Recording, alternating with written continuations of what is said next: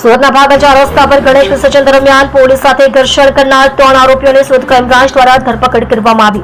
3 આરોપીઓને crime branch police દ્વારા માફી મંગાવી બીજી વાર આવી ભૂલ નહીં થાય તેવું વચન લઈ કાયદાનું ભાન કરાવ્યું।